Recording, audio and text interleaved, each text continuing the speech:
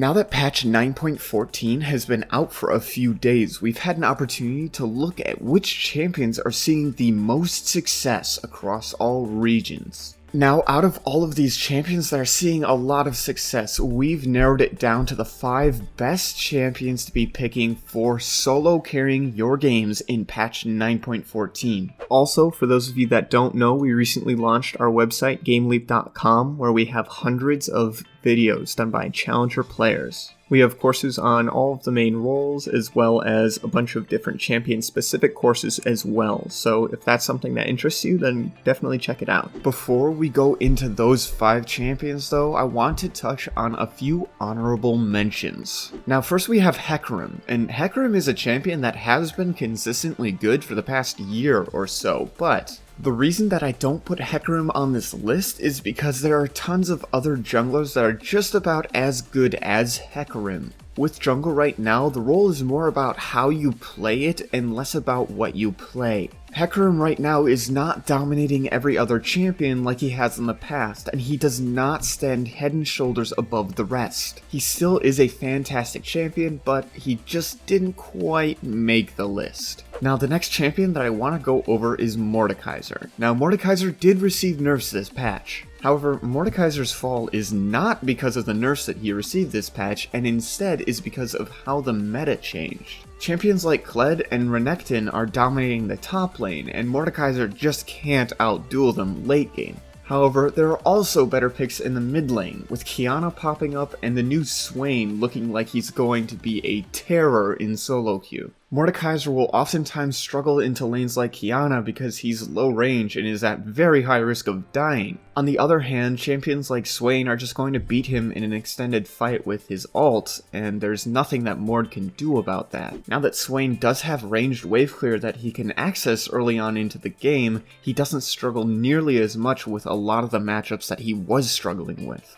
If we were able to have a little bit more time to watch Swain and see just how well he's performing, then he potentially could be on this list too, but he's just so new that we're going to leave him out for now. Now, starting with our number 5 spot, we have Nami. With Lux out of the picture, Nami is once again able to shine as the ultimate pick for support. Nami can do it all. She can shield, she can heal, she can trade in lane, she can drop heavy CC, and her team fighting is amazing with her ult. She has fantastic synergy with the popular ADCs of this patch like Jinx and Sivir, and really the only thing that you need to look out for when you're playing Nami is playing into champions like Thresh and Nautilus. These champions will be able to lock you down and kill you if you're not careful. I would highly recommend banning Nautilus if you do intend to play Nami. This will eliminate one of your worst matchups and allow you to just play the lane significantly more aggressive if you don't have to lane against Nautilus. A good Nami can babysit pretty much any ADC through the laning phase even if they're auto-filled. However, unlike champions like Janna or Lulu, Nami also has the added benefit of being useful to other members of your team.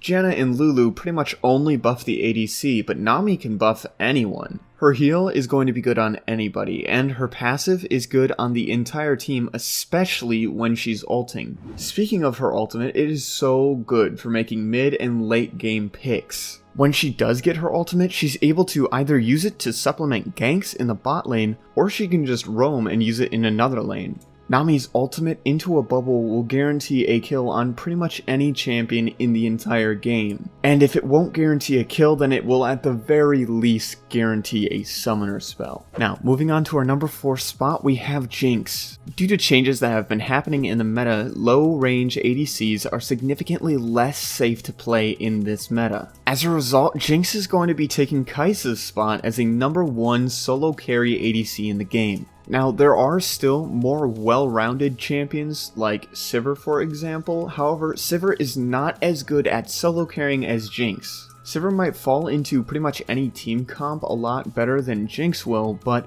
remember that Sivir is a utility pick for ADC. Champions like Sivir and Ashe are there to help empower your team. While you still can solo carry on these champions, typically you play them to empower your team and provide utility for them. Now, the reason that Jinx is so good right now is because her rockets allow her to play significantly further back than other ADCs. This means that Jinx is able to DPS in a fight where other low-range ADCs would not be able to. Once the threat to Jinx decreases, she's able to get excited and freely swap in between minigun and rockets. This allows her to unload more damage than pretty much any other ADC in the game, and on top of that, she's doing it much safer. She's able to throw her traps down in front of her and just stand behind them and DPS in 90% of cases. Now, there are a few champions that can go over Jinx's traps, like Fizz, that you should watch out for, but the vast majority of champions just can't go through them. This is what makes Jinx so strong right now. The safety that she has from both her range and her traps make her the perfect ADC for the current meta. Most bruisers are unable to successfully dive her, and as a result, she's a step above all of the other ADCs. Now, moving on to our number 3 pick, and we mentioned him earlier, it's Renekton. Renekton received a massive buff this patch, allowing him to annihilate any shield, no matter how large or small, with his empowered W. This has so many uses, and you will find a use for it in almost every game. However, the reason that this buff pushed Renekton over the edge into one of the best solo carry champions in the game right now is because of how it interacts with other bruisers. You see, Renekton is going to be laning against a bruiser in about 70% of his cases, and bruisers will oftentimes build the item Steric's Gauge. Champions like Irelia, Aatrox, and Riven all use Steric's Gauge so well because it allows them to get another rotation on their spells before they die. However, Renekton's W buff paired with his Spear of Shojin proc means that he's always going to have empowered W available. This means that when the Steric's Gauge shield procs, Renekton is able to instantly delete it as if it was never there. Dueling Renekton as one of these champions is significantly harder now without being able to itemize Steric's Gauge into him. You also have to make a decision on whether or not you want to build Steric's Gauge into him. Either you build it and you're able to team fight but you can't split push into him, or you don't build it and your team fight isn't as good. This is why Renekton is so good this patch. He forces other bruisers to play in a way that they don't want to. Just by locking in the champion, you force the enemy laner to play in a certain way. This completely disables any carry potential from the other player. While I do expect certain counterplay to this W buff to be found eventually, it's just not going to happen anytime soon. People are going to have to find a way around building Steric's Gauge, and that's going to take time. So for now, Renekton is the Prince of top lane.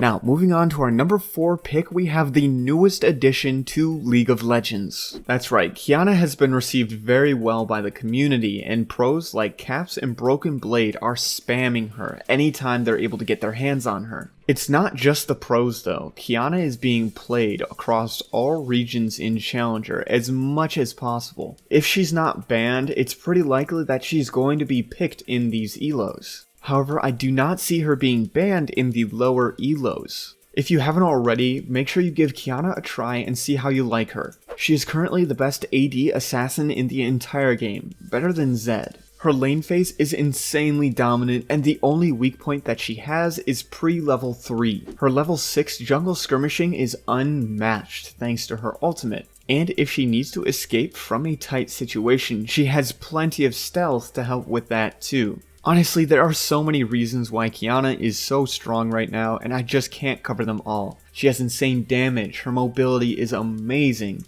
she's insanely slippery, her team fighting is good, her roaming is good. It's very hard to force Baron or Dragon against her, and her invade on the jungle is so strong.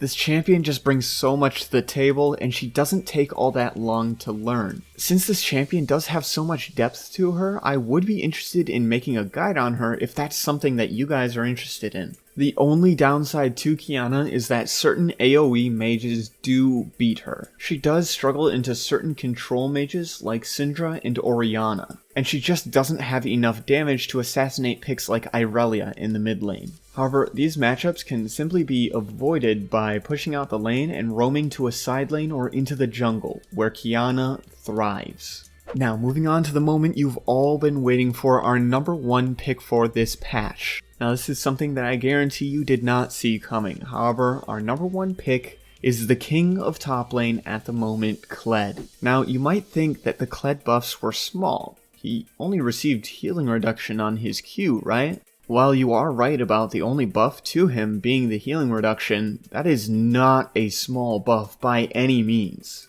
In fact, that buff is on par with Renekton's W buff. You see, with the abundance of Conqueror in the top lane, it turns pretty much every bruiser into a sustain monster. However, against Kled, you're not able to utilize any of the sustain. Thanks to these buffs, Kled is easily able to deal with champions like Aatrox, Renekton, and Irelia. However, it's also very hard to play ranged champions into Kled right now because he has so much that he can use to jump on them. However, tanks are also just not an option into Kled because he just does so much damage. This puts Kled in a position where he wins pretty much every lane no matter what. Assassins don't work into Kled either because his base stats are very strong. On top of this, he itemizes health early on into his build, and anytime that you dismount him, it's going to completely cut any status effect and damage on him. So if Zed, for example, built a death mark to deal 3000 damage to Kled, it wouldn't matter and it would just do enough damage to dismount him.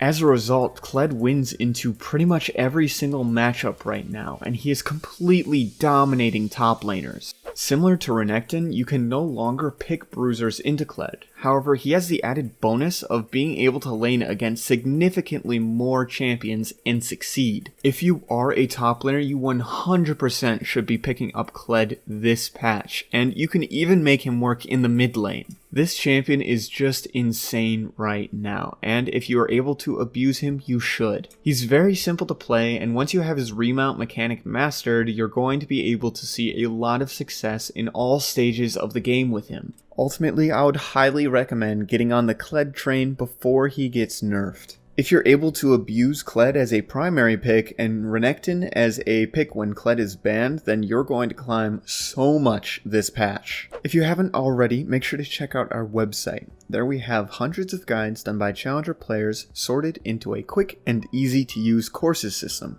We have courses both on the 5 fundamental roles as well as champion specific courses. If this is something that interests you, make sure to click the link in the description to check it out.